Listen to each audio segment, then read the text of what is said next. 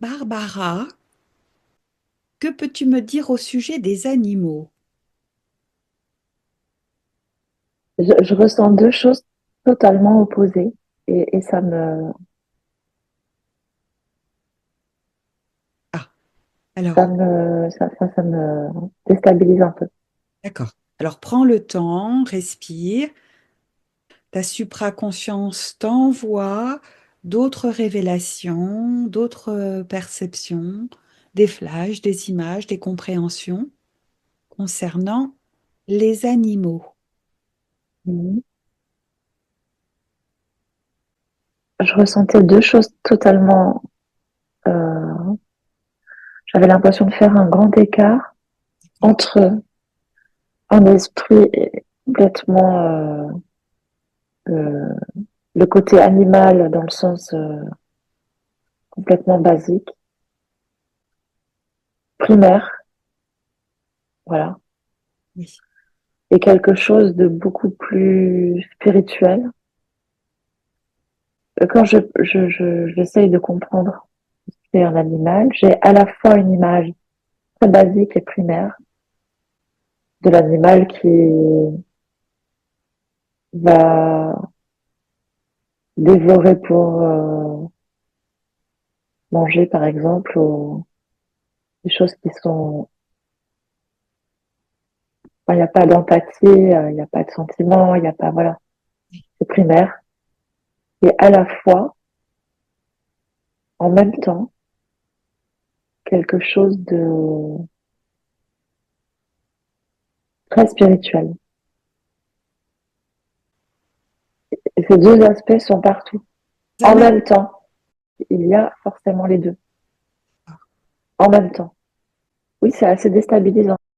Et est-ce que c'est selon les espèces animales, est-ce que ça peut varier ou par exemple tout simplement entre les carnivores, les herbivores, J'ai pas l'impression. quelle que soit l'alimentation de l'animal, il y a ce contraste énorme entre son aspect primaire et l'autre aspect plus élevé, plus spirituel. Oui, j'ai l'impression que ça, c'est un regard humain. Mais qu'en réalité, ben, chaque chose a sa place. Tout est à la fois primaire et spirituel. Et est-ce que l'animal a conscience de cette opposition en lui? Non, pas du tout. Parfois il exprime un aspect, parfois l'autre, et sans s'apercevoir de la transition.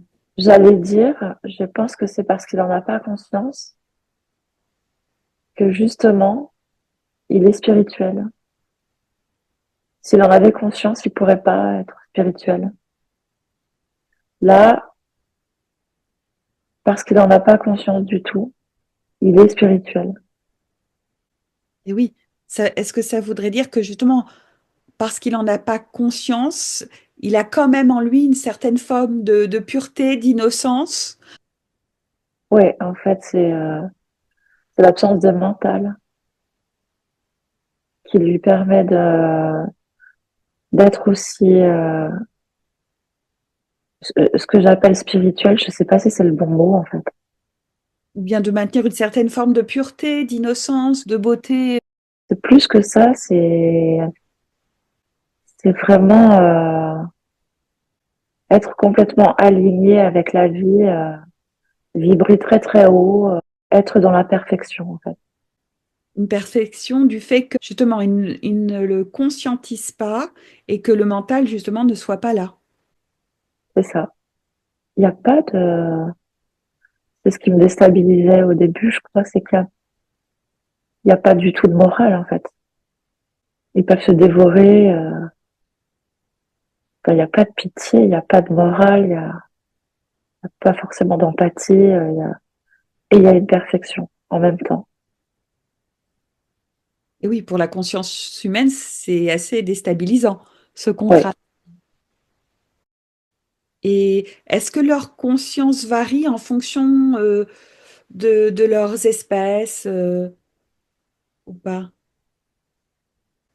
Ouais, il y a des familles, ouais. Il y a quand même des groupes des familles d'animaux qui sont des races qui sont beaucoup plus, qui vont être plus douces ou plus violentes ou plus rusées ou plus rapides. Et leur énergie, que peux-tu me dire au sujet de leur énergie? Comment tu perçois leur énergie? Elle est parfaitement alignée. Je parle d'animaux sauvages, Oui. pas d'animaux en élevage ou apprivoisés. Je parle des animaux sauvages. Ils sont tous parfaitement alignés. Qu'est-ce que tu entends par aligné? Dans la perfection. Alors, ce qui était intéressant, c'est la différence entre les animaux sauvages et apprivoisés. Tu as dit que les animaux sauvages avaient vraiment cette énergie, cette manifestation qui va vers la perfection. Et que vois-tu par contre au sujet des autres animaux domestiqués? Bah, ils sont pas du tout forcément dans la perfection. Ils sont déformés, hein. En fait, ils sont déformés par nous. On les déforme. C'est pas grave. Enfin, ça dépend des fois. Ça dépend des animaux. Il y en a qui le vivent bien et d'autres moins. Ça dépend surtout de si l'animal arrive à être heureux là-dedans ou pas. En fait. Parfois oui, et parfois non. Mais dans tous les cas, même s'il y a de la bienveillance, ça le déforme quand même. Ça le déforme dans tous les cas. Mais s'il est heureux, c'est pas grave. D'accord. C'est comme un arbre qu'on taille. Il peut aimer ça et être heureux. Donc ça, c'est pas grave. D'accord. Est-ce que tu peux regarder l'énergie, par exemple, des insectes? Qu'est-ce que tu ressens? Oui, c'est très étrange, mais j'ai du mal à décrire. Mais c'est très, très... Ça vibre très rapide. C'est super intéressant. Je sais pas comment décrire ce que je ressens. C'est très rapide, mais c'est très, très riche. C'est très étonnant. Il y a plein d'informations. En D'accord. fait, c'est très marrant. Non, je veux dire, il y a plein d'informations dans leur énergie. C'est très diversifié. Là, je vois comme une couche très fine autour de l'insecte, avec des couleurs qui ressemblent à l'arc-en-ciel ou oui, c'est ça, les couleurs de l'arc-en-ciel ou quand on a une mare d'essence par terre, qu'on voit Et oui, les couleurs fluorescentes ou voilà. oh, ouais, je vois ça. Une couche très fine autour qui vibre très rapidement. D'accord. Tu vois des couleurs qui les entourent. Ouais, ouais, ce genre de couleurs-là. Le violet, le bleu qu'on trouve dans les mares d'essence. Ouais. Et c'est très, très vif. Et là, pour le coup, c'est très concentré, là. L'énergie, je la sens très concentrée.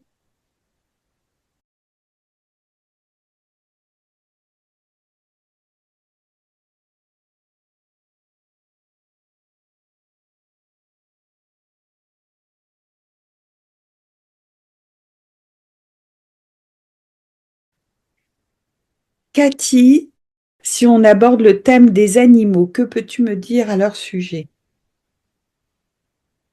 Mais pour Les pauvres. Oui. ceux qui sont libres, bah, ils n'ont pas toujours de quoi manger. Et ceux qui sont pas libres, bah, les humains font n'importe quoi avec eux. Ils les laissent pas s'épanouir. Et tu faisais le parallèle entre les plantes et les animaux sauvages. et les plantes et les animaux domestiqués. Donc c'est pareil, c'est-à-dire qu'un animal sauvage aura plus d'énergie parce que plus de liberté dans son espace de vie et de choix. Oui, il aura plus d'énergie, mais par contre, il a plus de sensibilité quand il est attaqué par l'humain qu'un arbre, Oui. parce que l'arbre, il a moins d'émotions. L'animal, il se rend compte quand on lui fait du mal, et ça le blesse, ça lui fait mal au cœur. Et que peux-tu me dire au sujet de l'énergie animale? Alors, bien sûr, il y a plein d'espèces animales. Chacune doit dégager une énergie en particulier, mais qu'est-ce qui fait la particularité de l'énergie animale en comparaison à celle des humains? Ils agissent plus avec le cœur, avec l'instinct. Ils sont plus sûrs dans leur choix. Ils, ils sentent une énergie négative ou positive. Ils sentent toutes les vibrations, la peur, la joie, l'amour, la colère. Ils sentent toutes les... Toutes les nuances. Oui, Plus qu'un être humain, parce que l'humain est parasité par le mental qui oui, est amené à la c'est ça. confusion, au doute. Et lui n'a pas ça, donc il a une sensibilité beaucoup plus fine et subtile. Oui, c'est exactement comme quelqu'un qui pourrait plus entendre, et ben il aurait plus d'acuité dans la vue ou dans le goût. Et ben les animaux, ils ont moins de mental, donc ils ont plus de ressenti. Donc, quelque part, c'est plus juste, puisqu'ils perçoivent la moindre nuance sensorielle et émotionnelle. Donc, ils peuvent cerner exactement ce qui se passe dans l'environnement ou ce qu'émane quelqu'un en profondeur. C'est toujours juste. Ils sont toujours justes. Oui, c'est-à-dire qu'ils vont pas laisser leurrer par une apparence particulière. Ils vont sentir la personne ou l'ambiance telle qu'elle est vraiment à l'intérieur.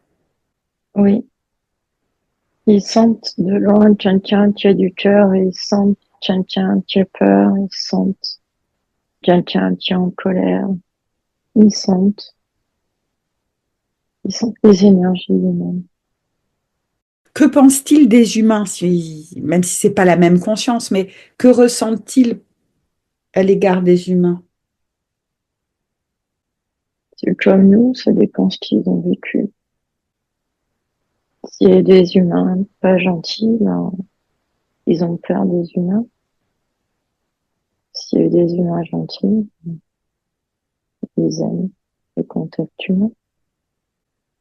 Et j'imagine qu'un animal sauvage n'aura pas exactement la même perception qu'un animal proche de l'homme. Alors, au sujet des animaux sauvages, leur ressenti vis-à-vis des hommes. C'est comme nous, la peur de l'inconnu. Oui, ils nous sentent comme une espèce à part et étrange et voilà, ils ont une forme de réticence, de vigilance. Oui. Et un animal sauvage, il passe beaucoup de temps à se défendre. Il y a peut-être aussi un inconscient collectif qui dit qu'il faut se défendre des humains. Comme une forme d'alerte. Une méfiance collective comme une culture de génération en génération. L'humain est dangereux, il faut faire attention. Oui, ça se transmet, cet avertissement à l'égard de la dangerosité humaine. Oui, Dans un passé très lointain, il y a certaines pratiques un peu particulières ou qui étaient associées aux animaux, je pense au chamanisme ou à d'autres aspects, tu vois, avec les totems, etc. Est-ce qu'il y a eu des époques où la connivence avec l'animal est plus forte et plus particulière, plus étrange? quand on était indien, oui. On devait plus se concentrer sur les choses essentielles de la vie. On était un peu plus tournés et ils sentaient pas la peur en nous. Les humains avaient moins peur des animaux. Oui, ils avaient une conscience plus large de la nature. On pouvait être proche parce qu'on se ressemblait plus. Alors d'où viendrait le fait qu'ils se dévorent les uns les autres? Parce qu'on a fait ce que les humains l'ont fait au départ. Ils ont fait pareil. Ce serait l'humain qui aurait montré le mauvais exemple. Oui, Parce que dans les récits, on aurait plutôt tendance à croire qu'il y avait des bêtes féroces dont l'humain avait peur et il devait s'en protéger, il devait, pour survivre, manger les animaux. c'est l'humain qui a peur. Et la peur de l'humain, ça rend les animaux agressifs. Mais si l'humain avait pas peur, on pourrait tous être ensemble, les humains et les autres. C'est la peur des humains à l'égard des animaux qui va éveiller leur agressivité. Oui,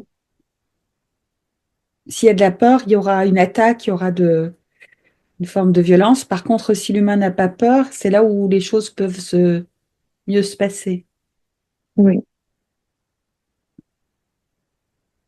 c'est sûr. Et quelle est l'évolution de l'animal, des animaux? C'est pas beau, Ah oui. parce que l'humain n'est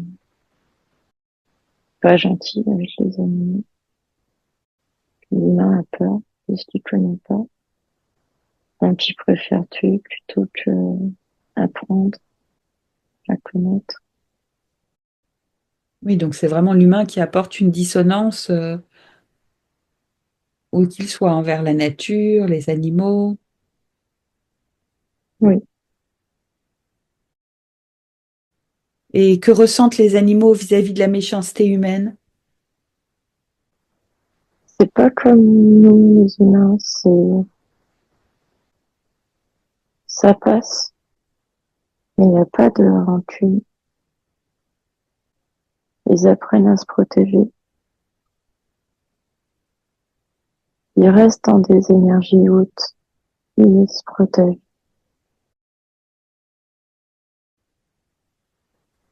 Les humains comprennent pas que faut agir comme les arbres et comme les animaux. Ressentir sans mental et s'épanouir dès que possible. Est-ce que tu aurais une dernière touche positive? Ça ramène de la joie et de l'amour. La présence de la nature, des plantes et des animaux, c'est ce qui éveille la joie et l'amour. Oui, Sans eux, ce serait l'amour et la joie auraient tendance à se s'évaporer là, hein. il y en aurait beaucoup moins.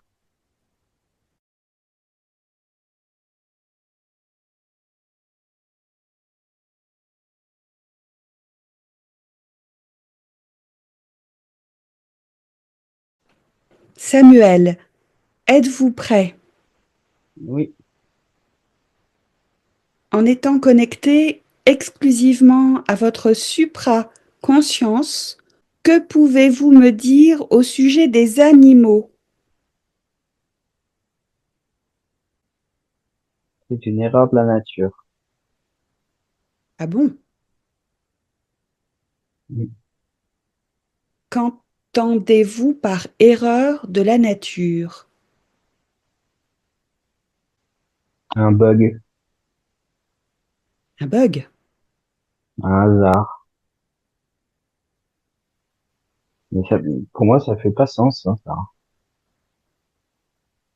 Ça fait, ça fait pas sens avec pas mal de mes croyances. Je comprends pas. Laissez votre conscience supérieure vous apporter des révélations, des informations, des images concernant les animaux. L'erreur, c'est pas péjoratif. Et là, si on en revient juste aux animaux qui sont sur Terre, les différentes espèces animales, Mhm. au Les sujet sauvages qui me vient. des animaux sauvages, oui, dites-moi. Alors, j'ai la savane, comme ça. Laissez venir de manière fluide les informations, les révélations, et c'est votre supraconscience qui vous apporte des messages, des impressions, des images. Moi, j'avais un truc qui est venu, c'était les animaux, c'est la vie de la nature. C'est eux qui apportent la vie, le mouvement dans la nature. Mm. Chacun est à leur place, chacun a son rôle. Il y a une forme de symbiose entre les animaux et la nature qui permet à chacun Mm. de, de vivre harmonieusement. Mm. Chacun se sont adaptés à leur environnement et chacun a su se faire une place dans l'eau, sur terre, dans les airs. Alors pourquoi tout à l'heure vous m'avez dit que les animaux étaient une erreur de la nature? Pour revenir à l'époque de l'ADN et des bactéries. Sur Terre, avant, il n'y avait rien à part de l'eau, des volcans et une atmosphère. Et à un moment, il y a eu une alchimie,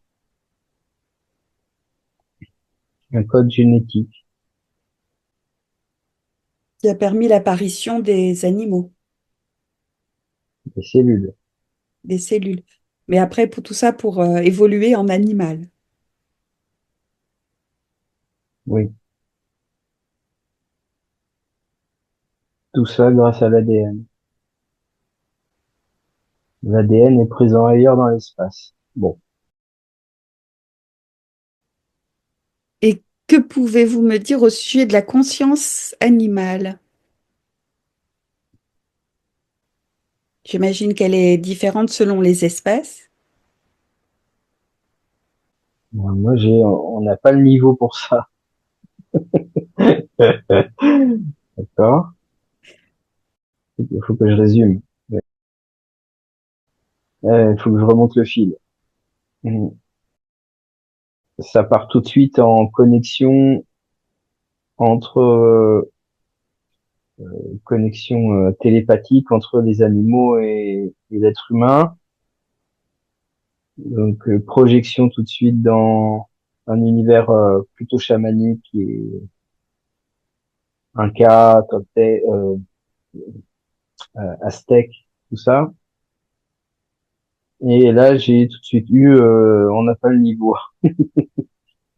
C'est trop haut pour nous. On n'a pas le niveau pour comprendre. Ouais. Enfin, oui, pour avoir l'information. Donc je vais essayer de revenir un cran en dessous quand même.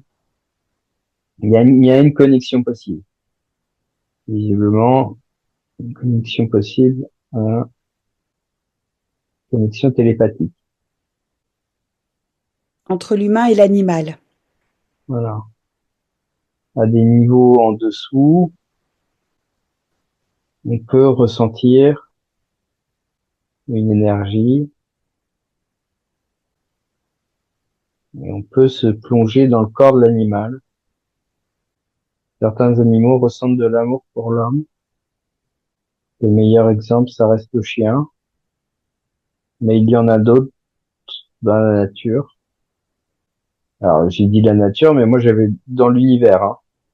Ah oui. Ça aussi, ce serait à creuser, mais Bon, pour le moment, on reste sur Terre. voilà.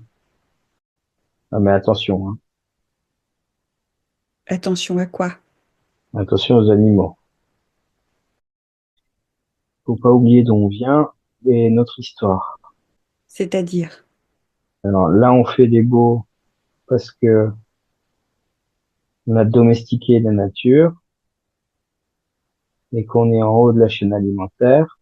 Mais il y a 15 millions d'années, c'est pas la même. Ouais, c'est pas la même chose. oui, ce que vous dites, c'est qu'il y a d'autres époques où l'animal était Oui, plutôt un danger pour l'homme. oui, ouais, c'est ça. Que pouvez-vous dire au sujet des animaux et des humains? Y a-t-il un lien? L'être humain est un animal, mais plus que ça. L'être humain a développé sa propre conscience et quelques animaux l'ont fait aussi. Y a-t-il une évolution vers laquelle l'animal doit s'engager? Quelle est l'évolution pour l'animal? Bon, je vois l'avenir de la Terre, c'est pas joyeux. Alors, je suis pas sûr de la réponse. Quelle serait l'évolution d'animal? Il y a tellement d'espèces, chacune porte sa croix, chacune a son propre chemin d'évolution, chacune doit faire en sorte de vivre en harmonie euh, dans son environnement.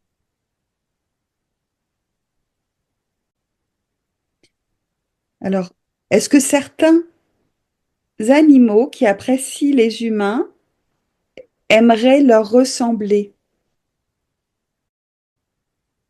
aimeraient être eux aussi des humains? Non, aucun. C'est un fardeau. L'animal entrevoit Vie humaine, la vie humaine comme étant un fardeau? oui. Pourquoi? Ah, moi, j'avais la vue d'un singe. J'ai vu un singe et pardon. Donc, je suppose que c'est, Pour eux, ça semble trop compliqué peut-être. ouais, non, non, non. Pour les chiens, oui. Pour les chiens, c'est beaucoup plus simple, par exemple. Un chien, ça, c'est comme une vache. C'est limite binaire. Enfin, ça pense ça partage des émotions, ça partage des comportements, mais c'est pas un être humain. Ça peut pas comprendre la complicité de la vie humaine. Mais un singe, lui, il en aperçoit les contours. Est-ce que c'est un cadeau, la vie humaine? Est-ce qu'un singe, par exemple, n'a pas plus conscience de lui-même et de son environnement qu'un homme, qu'il y avait des âmes un peu partout dans la nature, dans la vie animale. Une âme, c'est simple. Je trouvais la dernière vérité très forte de café quand même. Du coup, je me posais la question, oui, mais si toutes les âmes sont simples, alors ça veut dire que c'est partout dans la nature. Et j'ai eu oui, même dans les arbres. Oui, oui, parce que l'âme, c'est une énergie. Donc, c'est dans les arbres aussi. Attention aux questions. Ok. Et oui, tout Bon. être Donc, vivant a une âme. et voilà. Alors, autre question, quel est le sens ou l'essence de l'interaction ou des interactions entre les humains et les animaux? Tout à l'heure, vous me parliez d'expériences chamaniques, aztèques et autres, Mhm, de connivence entre l'énergie animale et humaine pour avoir accès mhm, peut-être à d'autres perceptions, à l'invisible. mhm, Si on fait le parallèle avec la nature en pensant à la végétation, les arbres, les fleurs, qui sont un pont pour l'homme pour avoir ah accès à ouais, ouais. l'invisible, quel est le pont La survie. Moi, je vois une grotte. Moi, à l'époque néandertalienne, peut-être un peu plus tard. Donc, un homme qui essaie de se connecter à l'énergie d'un prédateur, par exemple, et qui rentre aux communications. avec l'animal? Et des niveaux de conscience qu'on peut pas atteindre parce qu'on a perdu notre lien avec la nature. Ça veut dire que lorsque l'être humain n'était pas civilisé comme actuellement, était vraiment proche de la nature, il pouvait se connecter aux animaux et Mhm, s'inspirer d'eux, mhm, de leurs capacités, se les approprier pour survivre dans la nature. mhm.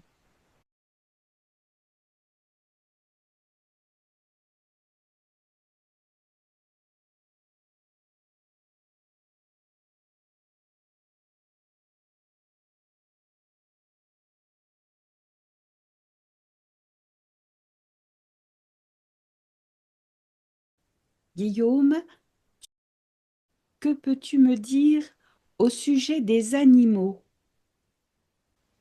les connaissances les concernant? Que t'envoie comme message ta supraconscience? Il faut les voir comme des alliés. Ils ont leur propre conscience. Oui. Quelle est la différence entre leur conscience et la nôtre? Limité. Leur rôle sur Terre n'est pas le même. Leur objectif.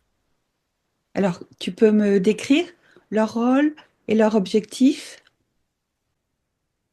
Ils s'intègrent dans un tout, dans la nature. L'homme en a besoin, mais eux n'ont pas besoin de l'homme. Et pourquoi l'homme a besoin des animaux? Qu'est-ce que cela lui apporte? L'environnement de vie, l'équilibre dans lequel l'homme vit, s'incarne. Monde animal, monde végétal. Il y a une symbiose peut-être entre le monde végétal, minéral et animal qui crée une ambiance propice à l'homme. La coexistence des mondes différents, mais végétal, animal, Mhm. crée un mouvement de vie, de cycle. L'homme a besoin de ce mouvement.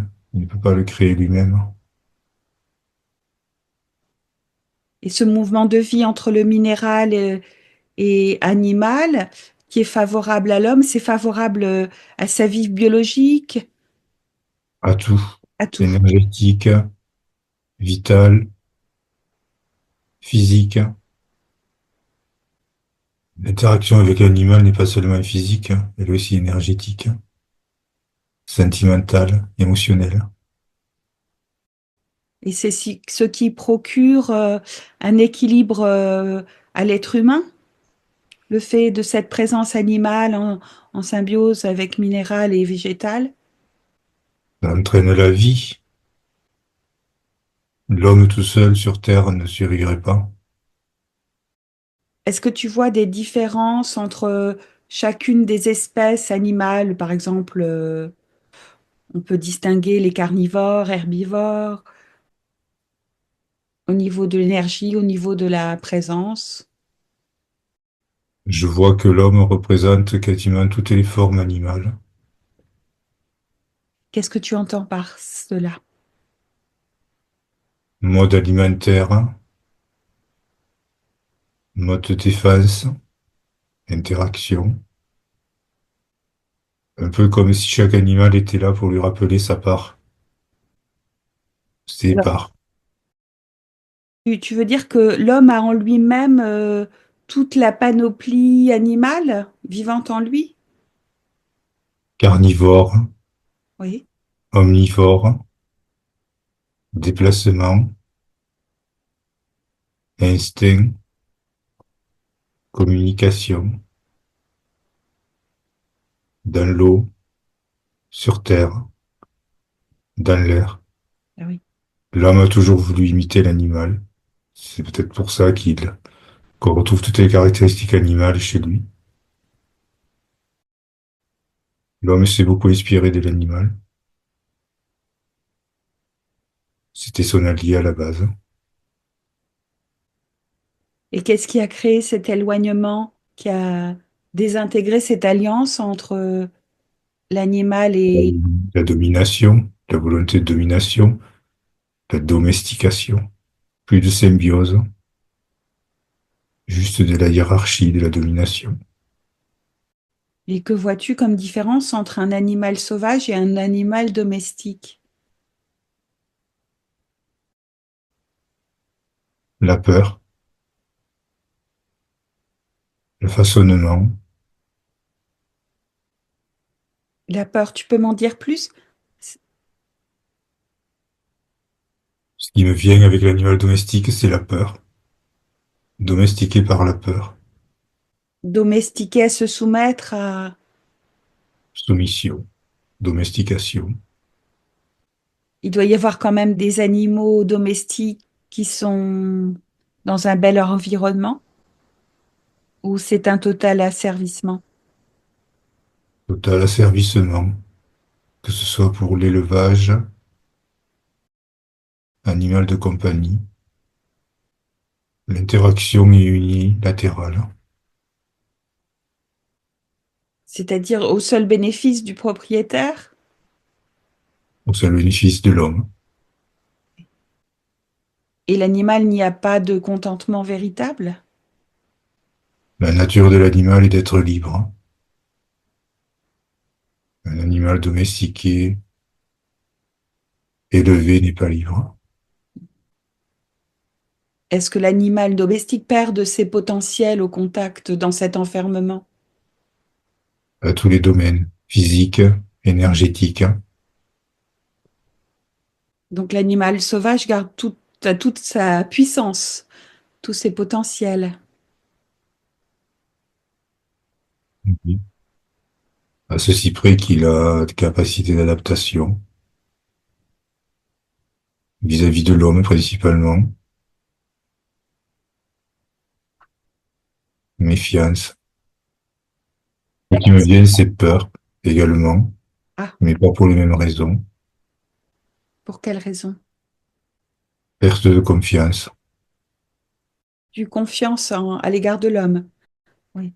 Oui, rupture, c'est le mot, rupture. Rupture. Ah oui, c'est fort.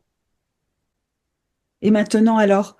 Cette rupture, elle signifie quoi? C'est que l'animal sauvage se méfie en permanence de l'être humain,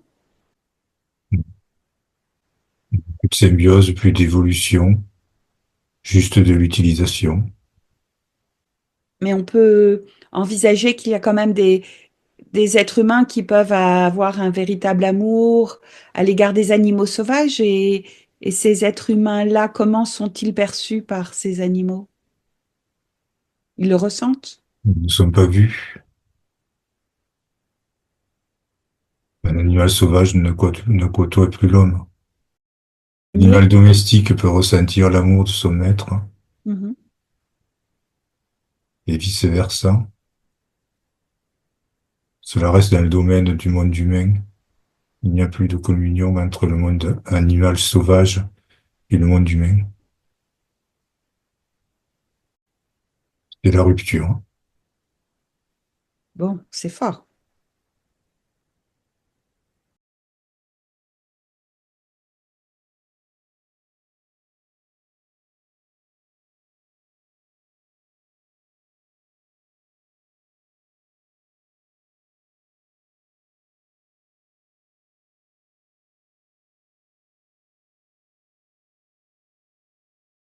Adriana,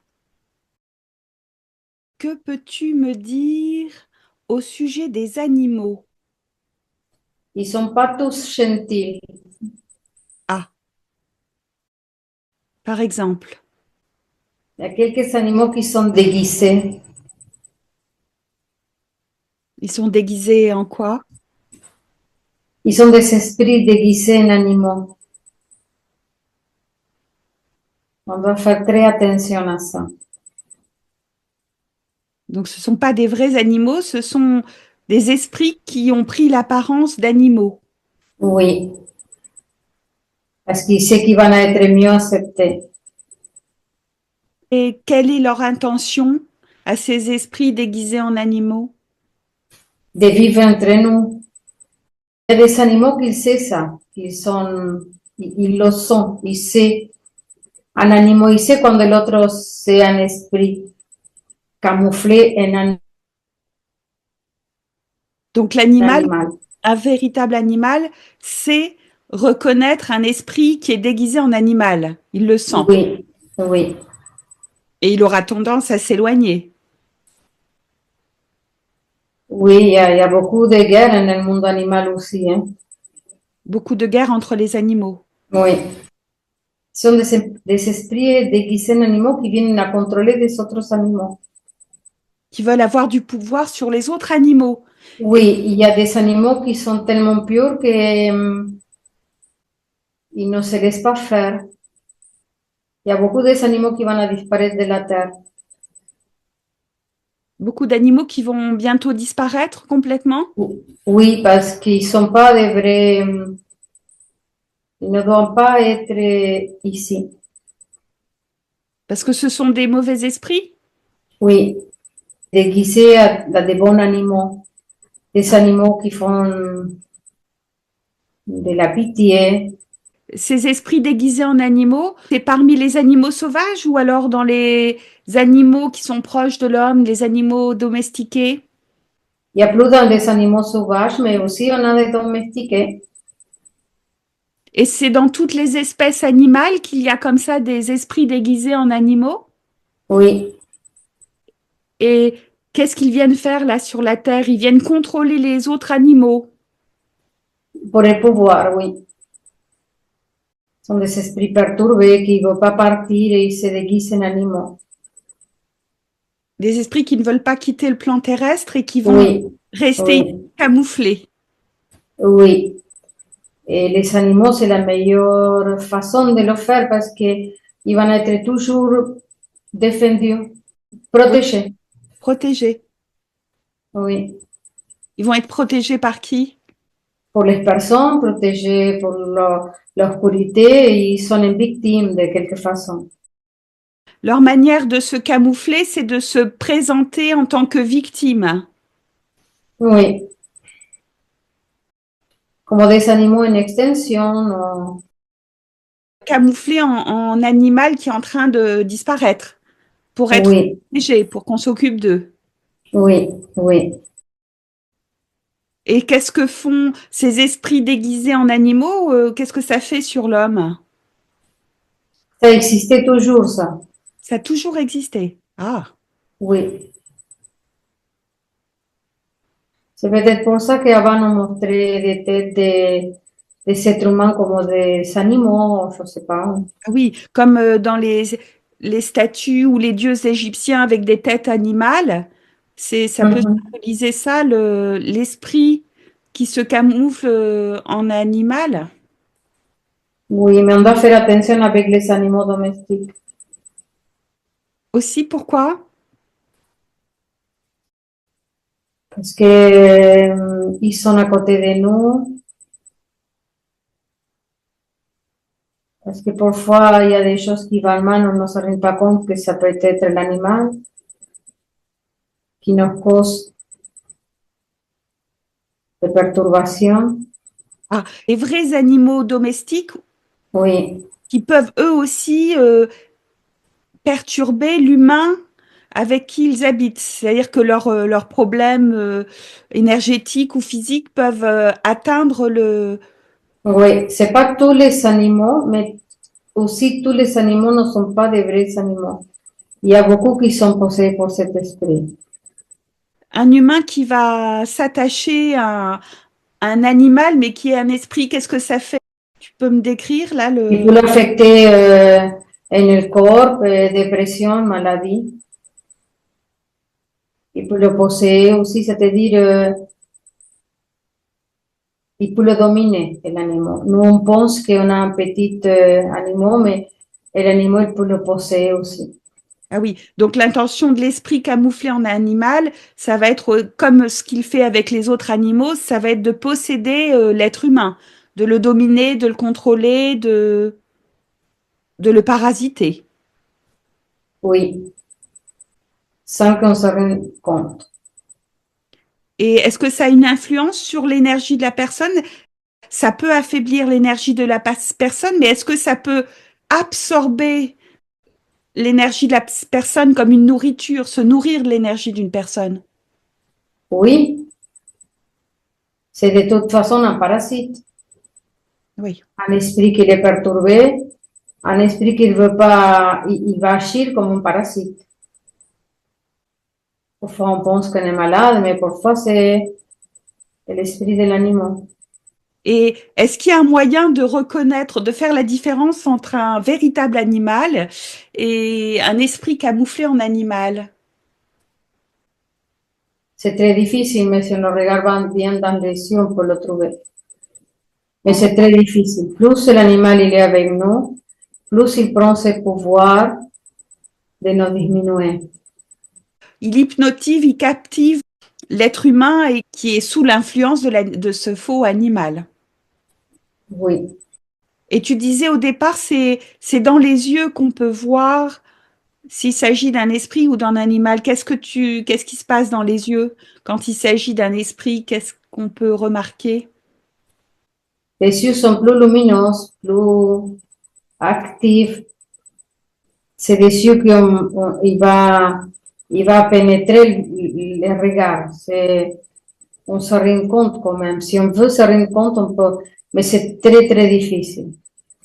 Dans quelle espèce animale il y a plus d'esprits camouflés? Dans les chats, Les chats? dans les lions, dans des animaux, oui. Dans les félins? Félins, oui, mais aussi oiseaux, quelques oiseaux aussi. Des chiens aussi. Mais pas tellement dans des chiens, c'est plutôt dans des chats, des oiseaux, des lions. Donc c'est plus des animaux qui sont carnivores. Et les animaux qui sont herbivores, est-ce qu'il y en a aussi? Eux sont attaqués pour les animaux qui sont, oui. Non, il n'y a pas beaucoup, mais ils sont attaqués. Ah, c'est-à-dire que les herbivores, C'est les plus faibles parfois. ce sont les plus faibles. Il y a pratiquement pas d'esprit animal qui se camoufle en herbivore. Par contre, ils vont plutôt aller se déguiser en carnivore pour aller attaquer les herbivores. Et là, c'est comment? C'est en les mangeant? Ils prennent leur énergie? Comment ça se passe? Ils ont besoin de cette énergie agressive. Et elle rend à la personne aussi agressive. Donc ça, c'est important. Ces esprits camouflés en animaux aiment et ont besoin d'agressivité, de violence. Oui, C'est une énergie qui leur plaît et qu'ils vont provoquer autour d'eux et qui vont absorber aussi. oui, elle a besoin de l'agressivité, de la confusion, de l'agressivité, de la saleté, des choses comme ça qui s'alimentent de plus en plus. Est-ce que tous les faux animaux domestiques, c'est-à-dire des esprits déguisés en animal et qui vont être auprès de l'homme, alors ils vont être soit agressifs, mais tu m'avais dit tout à l'heure aussi qu'ils pouvaient attirer par la pitié en se montrant faibles. Ils peuvent Oui, avoir les deux en même temps ou l'un seulement? qui ont besoin de la protection de l'être humain pour vivre. Oui, donc ils vont attirer l'être humain en se montrant faibles, mais en fait, en eux, à l'intérieur, il y a cette agressivité quand même, cette énergie Oui, dont ils ont besoin. et surtout, pas dormir à la nuit, que rentre dans ton énergie, dans ta même chambre. Ah oui, ce que tu veux dire, c'est que les esprits déguisés en animaux et qui vivent avec des humains, il faudrait ne pas dormir avec eux parce que c'est là, c'est dans la nuit qu'ils absorbent l'énergie humaine. Oui, Tu me dis qu'ils ont besoin d'agressivité. Ça veut dire que est-ce que eux vont devenir agressifs ou alors ils vont réveiller l'agressivité dans la personne? c'est-à-dire qu'il va révéler l'agressivité en la personne, mais ce sont des animaux aussi qui sont déjà avec cet esprit agressif que en quelques moments, ils vont se transformer. Peut-être ils sont calmes, mais en quelques moments, ils vont se transformer. D'accord. Ils vont changer de caractère. Oui, Ils vont avoir un caractère moins gentil, moins doux. oui, parce qu'ils savent qu'ils sont en train de... De prendre le pouvoir sur l'humain. Et ils veulent. Oui, ils se mettent en victime aussi, hein, parce qu'ils ont besoin de continuer à se cacher. On doit avoir plus peur des petits animaux parfois qu'on garde, plus, pas plus del grand. Ah oui, les tout petits animaux. Par exemple, ben, tu avais dit les petits félins et voilà, les petits animaux carnivores, ça peut être parfois les pires. Ceux qui sont camouflés en tant qu'esprit. Oui, pas tous, mais oui. Et est-ce que tu pourrais dire, parmi tous les animaux de la Terre, en pourcentage, combien y a-t-il d'esprits déguisés? À peu près, si c'est possible. On ne sait pas, mais c'est beaucoup.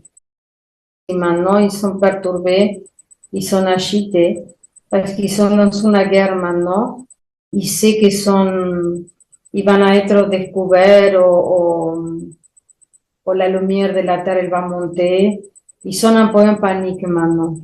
Ah, ils sont en panique parce que ils sentent on va découvrir la vérité et c'est la vibration de la Terre qui change et qui va les révéler.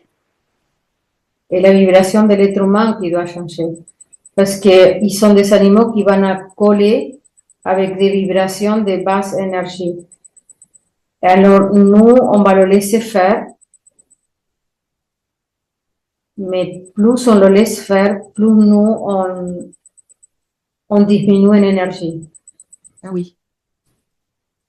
C'est une manière dont les gens peuvent s'apercevoir qu'ils ont de faux animaux, c'est qu'au contact de leurs animaux, petit à petit, ils vont se sentir en moins bonne santé, moins d'énergie. Ça, c'est un signe. Oui, et surtout si la nuit, elle est à côté de nous. Oui, donc il faudrait vraiment éviter de dormir avec son animal. À la nuit, dans l'espace o nuestro esprit elle est un peu, C'est quand l'esprit n'est plus là quand on dort que là, ils peuvent agir. oui, Mais c'est dommage parce que pour les vrais animaux, un vrai animal, voilà, il peut rester à proximité de la personne. c'était la guerre toujours de les animaux. Mm, C'était como la división de los animaux sauvages et les animaux domestiques. Et les animaux sauvages, je pense qu'ils savaient que les animaux domestiques, il avait des esprits qui s'étaient mélangés. Ah, donc ce que tu dis quand même, c'est que c'est parmi les animaux domestiques qu'il y a plus d'esprits camouflés, parfois. Oui, c'est pour ça cette séparation entre les animaux sauvages, parce qu'il y a beaucoup d'animaux sauvages qui ne sont pas agressifs. Mais c'était une division créée, comme ça ils sont protégés. D'accord. Parce que les vrais animaux sauvages, ils vont reconnaître cette entité tout de suite. Et oui, et quand il le reconnaît, il s'éloigne. Ils s'éloignent, oui, oui.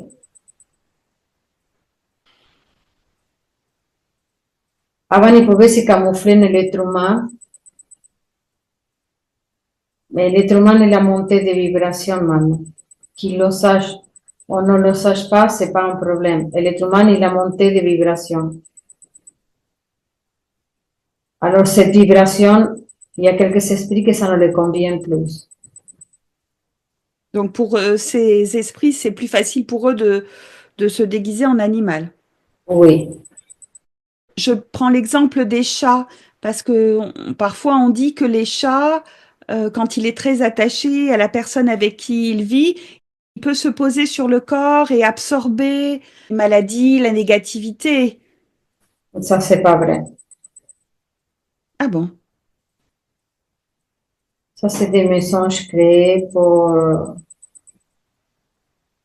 Ça, c'est pas vrai. Pour cette même esprit, ça, c'est pas vrai en fait. Mais alors pourquoi les chats vont se poser exactement à l'endroit où il y a un problème? Parce qu'ils sont des esprits, et c'est bien, on a le problème. Et parce que c'est bien parfois le même esprit qui sait qu'il a créé ce problème en l'être humain. Ah, tu veux dire que parfois, si la personne a un problème, c'est cet esprit qui l'a créé, puis pourquoi après il se met sur cet endroit, c'est pour...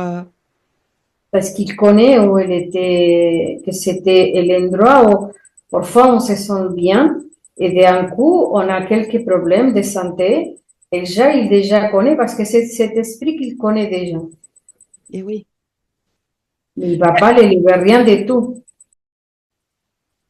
Un chien, il peut absorber l'énergie d'une personne malade et il peut le tuer. Mais un chat, non. Un chat, il va retourner toujours ou il va partir. Oui. Oui, parce que le chat, il aurait une tendance à plus vraiment se protéger, à ne pas vouloir absorber le négatif de quelqu'un d'autre. C'est pour ça que les esprits cherchent une façon bien de se protéger. Ils sont presque intouchables, les chats. Concernant les animaux, les reptiles, les insectes, est-ce que parmi eux aussi, il y a des esprits? Non, sont des animaux purs. Sont des vrais animaux. Même les serpents? Sont des vrais animaux, oui. Et leur relation avec l'être humain, c'est quoi? C'est de se respecter. Chacun, je ne sais pas si l'être humain il le respecte vraiment, mais eux, ils essayent de le respecter, pas envahir à l'être humain. Chacun dans sa place. Il ne va pas attaquer. Un chat, il peut attaquer. Et là, je vais beaucoup plus loin, mais pourquoi ces esprits qui se déguisent en animaux, pourquoi veut-il rester sur Terre? Parce qu'il y a des missions à accomplir. Des missions à accomplir, et c'est quoi leur mission? Les chats, c'est une espèce où elle devait disparaître de la Terre. Ils devaient disparaître en quelques moments de la Terre. Mais ils ont trouvé la façon de rentrer avec l'être humain. Et c'est comme ça qu'ils sont restés. Les esprits, ils ont trouvé que c'est plus facile de se déguiser en animal comme ça, parce qu'il garde quand même son agressivité. Il peut voir des choses que c'est pas tous les animaux qu'il peut voir. Les chats, ils voient plus de ce que nous on imagine.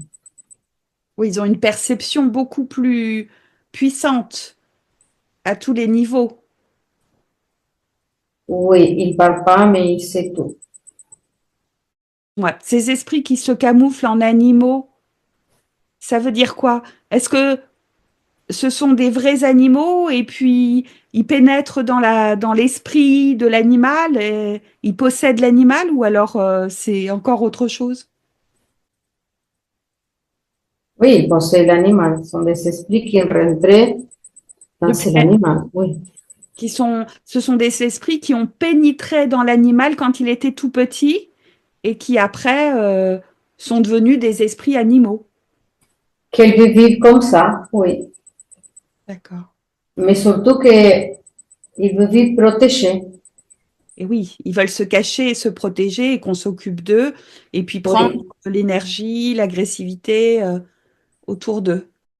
Quand il s'agit de vrais animaux, est-ce qu'ils ont envie de se rapprocher des humains? Est-ce qu'ils veulent échanger avec les humains? Les animaux, ils aiment bien les humains. Les animaux qu'on peut appeler sauvages, ils aiment bien. Ils peuvent vivre avec l'être humain. C'est Si l'hu- l'être humain qui veut le dominer. eh oui, si l'être humain est gentil, bienveillant, voilà, il peut s'entendre avec les animaux sauvages. Oui. Ils peuvent vivre ensemble. Ils peuvent même se protéger un à l'autre. Les animaux, ils sont maintenant qu'il y a un petit peu plus de conscience maintenant.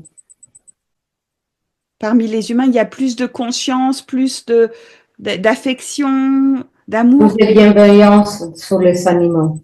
plus de bienveillance. Et les animaux sauvages le sentent et ça leur plaît. Oui, oui. Les animaux sauvages, ils peuvent faire la paix avec l'être humain. Ils sont pas la haine. Oui, Même s'il y a des espèces qui l'ont souffert beaucoup, ils continuent à croire en l'être humain. Ils continuent à avoir la confiance en l'être humain. oui. Ils n'ont pas de rancune, c'est-à-dire qu'il y a eu des conflits. Non, Mais après, ils ont oublié, ils sont prêts à recommencer une belle relation d'amour, de bienveillance avec l'être humain. oui. De toute façon, l'extinction, ça n'existe pas. L'extinction, c'est des animaux qui doivent partir de la Terre. D'accord. Alors, je répète ce que tu as dit. L'extinction n'existe pas. Lorsqu'il y a une apparence d'extinction, c'est que l'animal a décidé ou l'espèce animale a décidé de quitter le plan terrestre. Oui, sa mission, elle est finie. Extérieurement, ça peut paraître douloureux, ça peut paraître que, que l'être humain il a fait l'extinction, mais si un animal il a la possibilité de se reproduire, c'est-à-dire que l'extinction, ça n'existe pas. C'est des animaux qui a plus, c'est parce qu'ils ont décidé de quitter la Terre. Leur mission est terminée. La mission, elle est terminée et surtout, il ne veut pas être ici.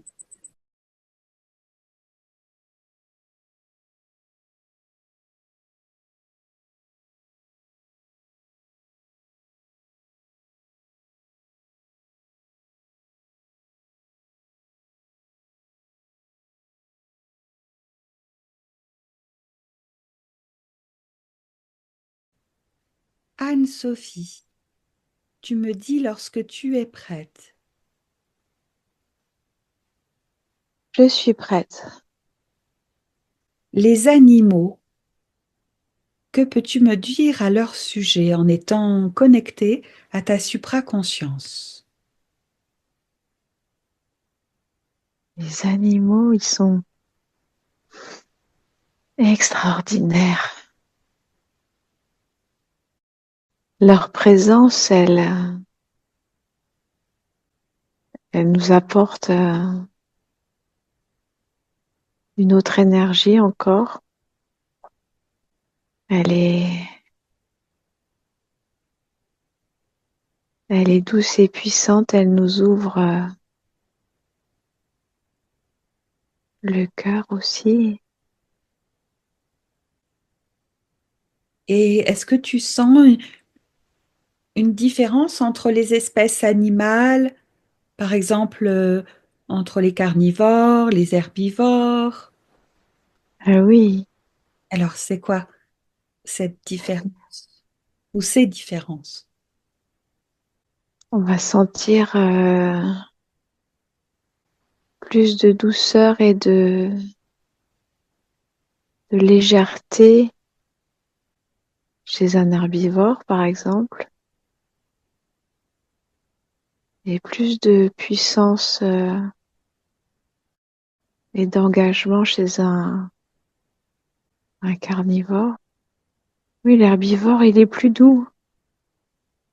Et le carnivore est plus puissant, Ouais, plus exactement, oui. Il est comme plus dans la matière. Et concernant les poissons, les Et animaux qui vivent dans l'eau, qu'est-ce que tu ressens? je ressens un amour infini pour les poissons et une grande fluidité. Et au sujet des insectes et des reptiles, est-ce que tu sens une énergie particulière?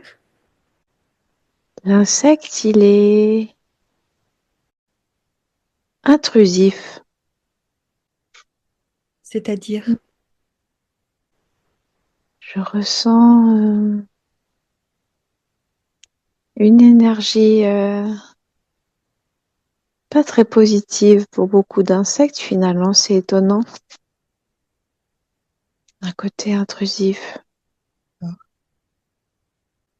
Pour les reptiles,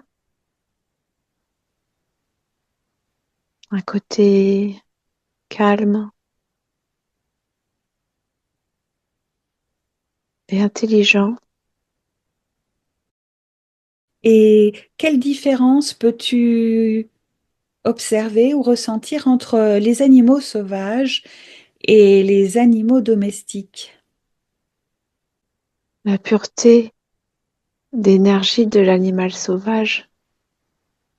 L'animal domestique, il est modifié. Influencés par la présence humaine. Il a gardé sa pureté, l'animal sauvage, sa vraie nature. Très bien. Et que ressentent les animaux à l'égard des humains? Ça dépend où, mais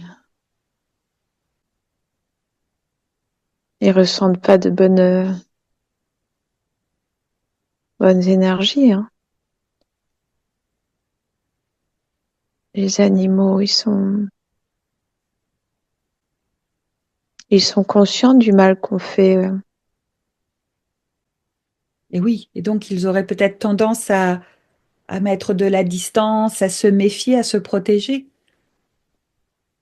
Oh oui, ou à attaquer s'il le faut, mais Et oui, c'est la survie alors qui devient nécessaire. hmm. Alors que on pourrait très bien vivre bien ensemble, hein. Il n'y a pas de raison en fait.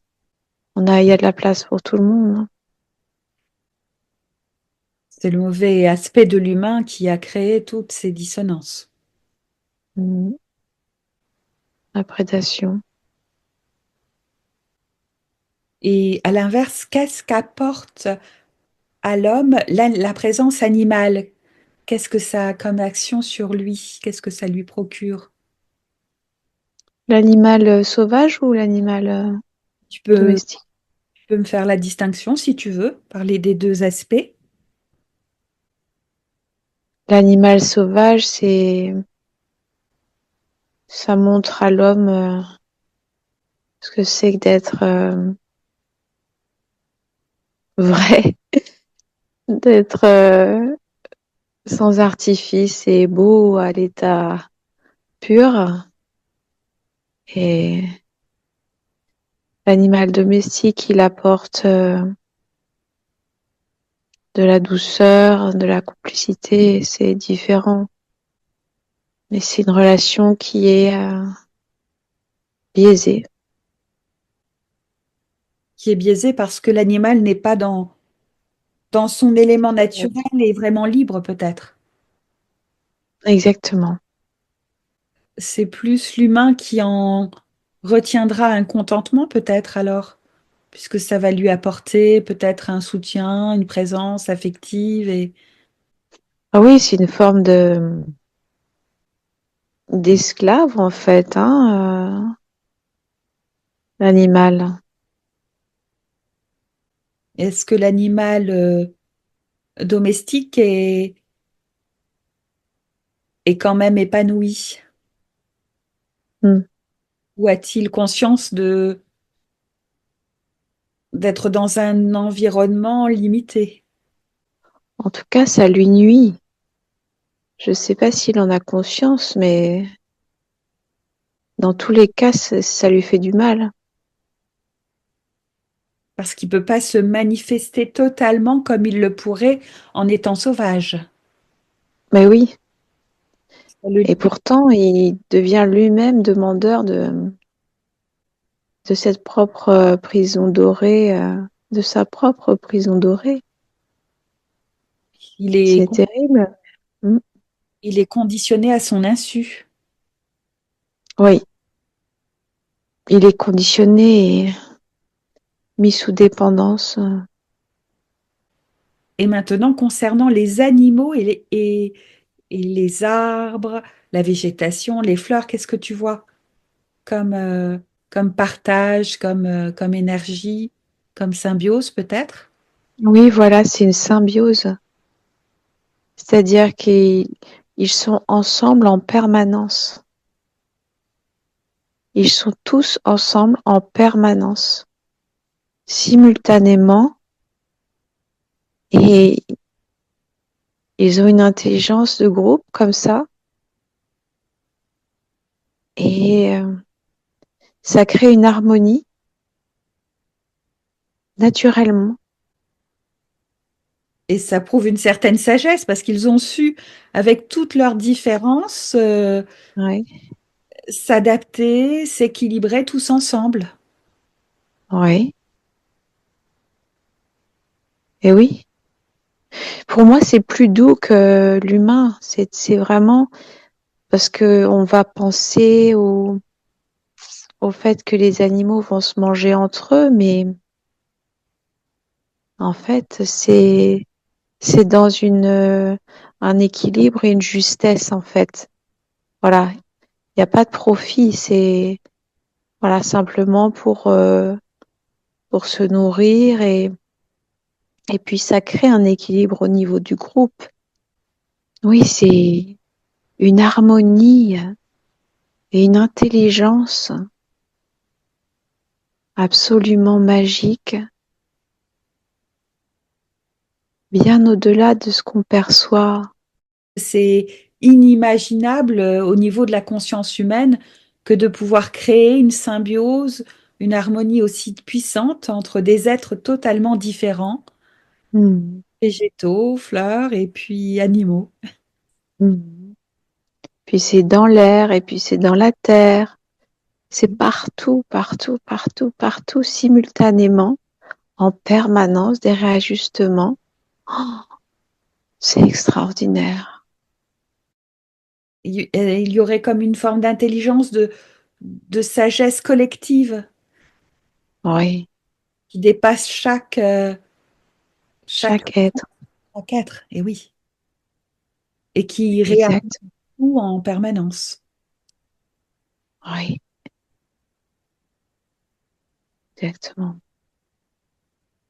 Et l'être humain à côté semble plus un intrus. Il est tout petit à côté, hein. Il est ridicule avec tous ces petits tracas, ces petits calculs. Il est tout rikiki. Franchement, ça n'a aucun sens. Rempli C'est vraiment, de oui. préoccupations, d'ego, de démesure, et il est complètement décalé. Et oui, et puis, il n'arrivera à rien au bout du compte, hein. Tous ces calculs-là, c'est tout petit. Ça ne peut pas égaler cette harmonie. C'est impossible. Il peut pas. Il peut pas. Il faut qu'il comprenne que c'est pas comme ça. Voilà. Oui, il aurait tendance à vouloir dominer, agencer la nature, et alors qu'il devrait au contraire regarder, contempler, s'inspirer de ce qui émane naturellement autour de lui. Et oui, et puis pour participer et réintégrer le tout à nouveau, parce qu'il en est sorti en fait. Parce qu'il pourrait être là un parmi les autres, il pourrait collaborer et se manifester dans cette intelligence qui va au-delà de tout ce qu'on comprend. Et là, il en est sorti. Il est sorti de cette intelligence. Il est totalement impuissant aujourd'hui. Il croit savoir, mais il est perdu. Il est tout petit. Puis il y en a certains qui contemplent aujourd'hui et qui s'harmonisent avec la nature. Alors c'est bien.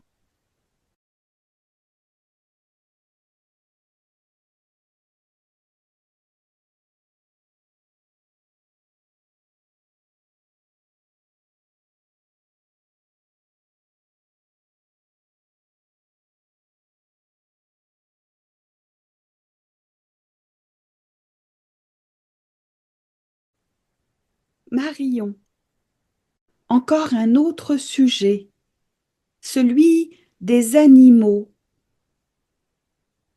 Que peux-tu me dire en ce qui les concerne? Dans la nature, ils sont traqués. Dans la nature, les animaux sont traqués, d'accord? C'est pas facile pour eux. Bah, c'est dur pour eux de survivre et de se développer. Il n'y a pas beaucoup de lieux où ils peuvent être en paix et en sécurité. Et concernant leur présence, si on peut dire leur conscience, leur identité, leur énergie, qui est peut-être différente en fonction des espèces, mais que ressens-tu comme particularité chez les animaux? C'est un peu la transition entre l'humain et l'homme dans le sens où euh, il montre la vie naturelle à l'homme, Eh oui, parce qu'ils vivent dans la forêt, dans la nature, et ils n'ont pas besoin des hommes pour les nourrir en vrai. Ils sont là comme pour montrer aux autres êtres vivants ce qu'est la vie, dans le sens où on peut l'entendre parce qu'ils bougent, ils dégagent de la chaleur, on a plus ou moins d'affinités avec plus ou moins d'espèces, et ils sont vifs et occupés. et est-ce que tu vois une différence entre l'énergie ou la conscience, par exemple des carnivores ou des herbivores? Je vois les carnivores plus rentre dedans, plus agressifs, et les herbivores beaucoup plus doux, et plus lent, enfin, pas lent, calme. Et concernant, alors je t'énonce, hein, les oiseaux, les poissons, est-ce qu'ils ont, qu'est-ce que tu peux me dire pour l'un d'eux ou pour les animaux marins, par exemple? Ouais, c'est ce que je vois. Ben, je les vois nager paisiblement, tu vois, onduler. Et c'est tellement vaste autour d'eux. Est-ce que la conscience ou l'énergie d'un animal marin sera vraiment différente d'un animal terrestre ou c'est semblable? Hein, c'est différent. Et ils n'ont pas du tout la même vie. Euh, Ils ont le même mode de fonctionnement physique. Ils doivent manger, nourrir, chasser ou trouver à manger. Enfin, mais bah déjà, il n'y a pas la pesanteur, ils la subissent pas de la même manière. Qu'est-ce que ça a comme influence, le fait qu'il y ait moins de pesanteur sur leur énergie ou sur leur conscience? Ils sont plus libres, leur Est-ce- monde est plus vaste. Et concernant les oiseaux, parce que eux aussi sont peut-être moins dans la pesanteur puisqu'ils flottent dans les airs, est-ce que c'est un peu similaire? Ils ont quand même la pesanteur, mais c'est vrai qu'ils font des mouvements du fait qu'ils se déplacent dans l'air, ils sont quand même plus légers et plus libres. Enfin, ouais, en fait, ils ont moins de pression Et oui, que alors les animaux terrestres. d'accord. Alors, si on assimile les animaux vivant dans l'eau et les oiseaux au moment où ils flottent dans l'air, est-ce que le fait justement de moins subir la pesanteur terrestre, est-ce que ça procure davantage de bien-être intérieur dans leur corps? Ben, je pense, Il y a un bien-être qui sera plus marqué que sur les êtres vivants sur la terre même, ferme. ouais. Mais eux, ils peuvent pas le comparer. Et oui, on peut juste l'observer, mais on peut dire qu'ils sont peut-être mieux dans leur corps, mieux dans leur présence que ceux qui subissent la pesanteur. Ouais, physiquement, oui. Très bien. Alors maintenant, que vois-tu comme différence entre un animal sauvage et un animal domestique? Ben, l'animal sauvage, il est traqué, il va réagir au moindre bruit, au moindre mouvement. L'animal domestique, il est beaucoup plus proche des humains. Il a pas, normalement, il n'a pas peur des humains. Mais la grande différence, bien sûr, c'est que vu qu'il est domestiqué, il a plus besoin de d'agir comme un animal qui agirait avec sa meute ou avec son groupe, avec sa famille. Il a quand même des instincts animaux. Enfin, il a des instincts et il a besoin de les exprimer. Et que peux-tu me dire au sujet de la conscience de l'animal, sa différence avec celle de l'homme, par exemple? Il est plus réceptif à la télépathie. Il ressent beaucoup les choses. Il sait ce qui se passe. Si les gens sont tendus, il va le sentir. Si les gens sont apaisés, il va le sentir et avoir un comportement différent. Il sait s'il est en danger ou pas. Oui. Même si nous, aux yeux d'un humain, la situation est la même, l'animal, lui, va sentir que la situation est différente. Et concernant l'énergie de l'animal par rapport à l'énergie humaine, que vois-tu comme distinction? Je sais pas, je vois pas trop de différence. D'accord. Y a-t-il quelque chose au sujet des animaux que tu pourrais dire? Les animaux vivent pleinement le moment présent, je pense. Ils n'ont pas de contraintes